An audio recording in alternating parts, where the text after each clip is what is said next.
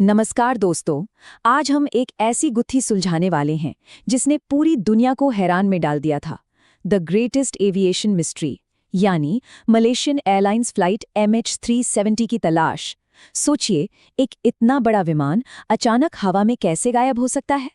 आज की इस पेशकश में हम किसी अफवाह पर नहीं, बल्कि सिर्फ और सिर्फ ठोस डेटा और विज्ञान के सहारे इस रहस्य की तह तक जाएंगे। तो चलिए सीधे शुरू करते हैं और शुरुआत करते हैं इस नंबर से, 239। देखिए, ये महज एक आंकड़ा नहीं है। ये वो 227 यात्री और 12 क्रू मेंबर्स हैं जो उस फ्लाइट में सवार थे और जो एक रात अचानक हमेशा के लिए लापता हो गए। इसमें 53 साल के बेहद अनुभवी कैप्टन ज़ाहरे अहमद शाह थे और 27 साल के फर्स्ट ऑफिसर फारिक हमीद भी। इस पूरे विश्लेषण में हमें इस मानवीय पहलू को बिल्कुल नहीं भूलना है, क्योंकि ये सच में बेहद दर्दनाक है। A routine flight vanishes. आखिर 8 मार्च 2014 की उस रात को एक बिल्कुल आम सी उड़ान एक पहेली में कैसे बदल गई। चलिए इसकी टाइमलाइन समझते हैं। अगर हम उस रात की टाइमलाइन पर गौर करें तो रात 12:42 पर प्लेन कुआलालंपुर से आराम से उड़ान भरता है। शुरुआती 20 मिनट सब कुछ बिल्कुल नॉर्मल। प्लेन 35,000 फीट की ऊंचाई पर साउथ चाइना सी के ऊपर था। वियतनाम एयर स्पेस के बॉर्डर पर ATC को आखिरी संदेश भी मिलता है, गुड नाइट MAS 370। लेकिन ठीक इसके बाद 1:21 पर प्लेन अचानक रडार से पूरी तरह गायब हो जाता है। और हैरानी की बात यह है कि इमरजेंसी रिस्पांस शुरू होने में पूरे 4 घंटे लग गए। सुबह 6:32 पर जब इसे बीजिंग में लैंड करना था, तब किसी को कोई आइडिया नहीं था कि प्लेन आखिर गया कहाँ। और यहीं से शुरू हुआ कई देशों का एक विशाल search operation, tracking the invisible. जब शुरुआती ढूंढभाल में कुछ हाथ नहीं लगा, तो कुछ नए रेडार डेटा सामने आए जिन्होंने इन्वेस्टिगेशन की दिशा ही पलट कर रख दी।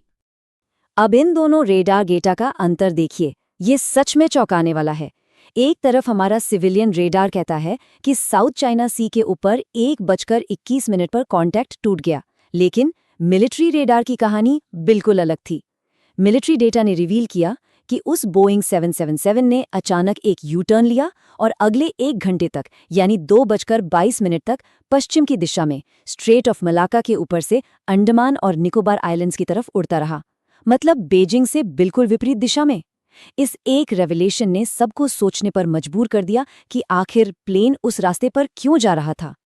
और अब यहाँ एंट्री होती है एक ऐसी डिटेल की जो इस कहानी को और दिलचस्प बनाती है, सैटेलाइट हैंडशेक्स। अब ये क्या है? आसान भाषा में समझें तो ये बिल्कुल वैसे ही काम करता है जैसे हमारा स्मार्टफोन चुपचाप किसी नोन वाईफाई नेटवर्क से जुड़ने की कोशिश करता है। प्लेन इंडियन ओशन के ऊपर एक सैटेलाइट को लगातार ऑटोमेटिक इलेक्ट्रॉनिक पिंग्स भेज रहा था। इन पिंग्स में कोई एग्जैक्ट लोकेशन नहीं थी, बस एक कनेक्शन एस्टैब्लिश करने की कोशिश हो रही थी। इन्वेस्टिगेटर्स ने यहाँ वाकई कमाल का दिमाग लगाया। उन्होंने ऐसी 7 अलग अलग लॉगिन कोशिशों को ट्रैक किया। जब आखिरी यानी 7वां पिंग मिला, तब उन्होंने सैटेलाइट एंटेना के एंगल को मापा, फिर प्लेन की अनुमानित स्पीड और बचे हुए फ्यूल का एक लंबा कैलकुलेशन किया। इस बेहद जटिल मैथ से एक विशाल कर्व निकलकर सामने आया, जिसे नाम दिया गया 7th आर्क। ये 7th आर्क ऑस्ट्रेलिया से करीब 2000 किलोमीटर पश्चिम में समुद्र के उस हिस्से में है जिसे पहले कभी ढंग से एक्सप्लोर ही नहीं किया गया था। द सर्च फॉर MH370 और इस 7th आर्क के निर्धारण के बाद शुरू होता है इतिहास का सबसे बड़ा और सबसे महंगा सर्च ऑपरेशन। जरा इस आंकड़े पर गौर फरमाइए, $160 मिलियन। 3 साल तक चले इस विशाल अभियान में पहले ओशन सरफेस पर छानबीन की गई और जब वहां कुछ नहीं मिला तो बात अंडर वाटर सर्च तक पहुंची। लेकिन इतना पैसा और सालों की मेहनत के बाद भी नतीजा क्या निकला? बिल्कुल शून्य।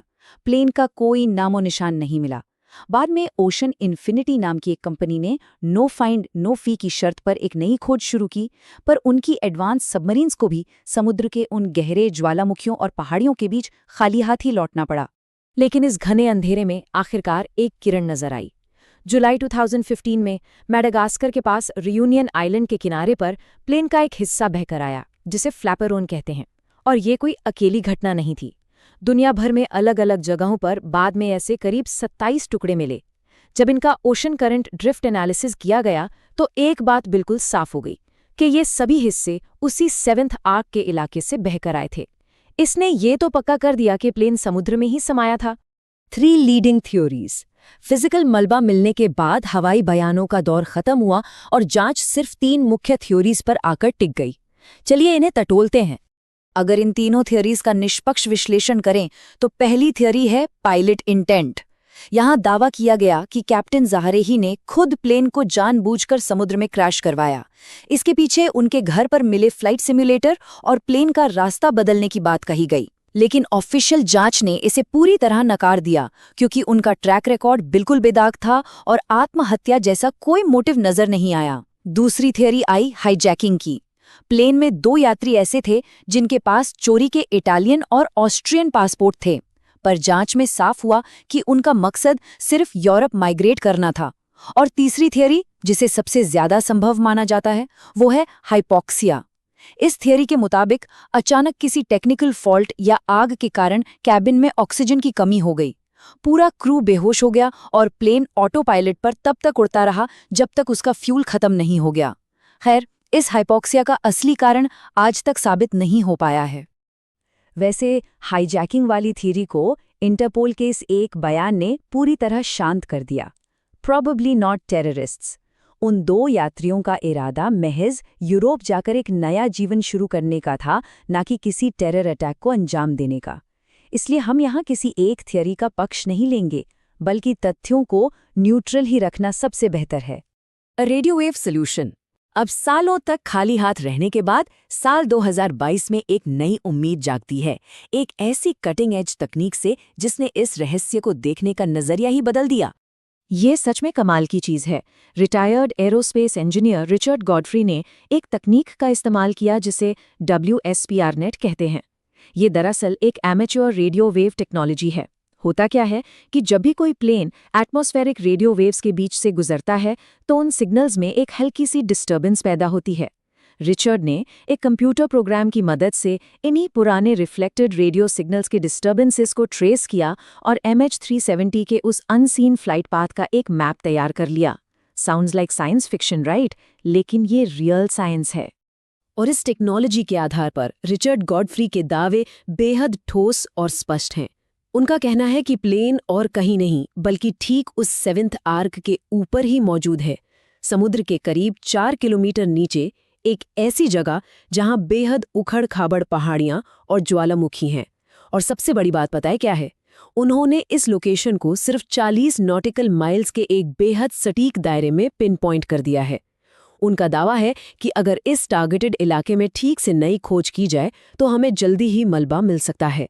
और दिलचस्प बात यह है कि उनका डेटा पिछले ड्रिफ्ट एनालिसिस से भी बिल्कुल मैच करता है।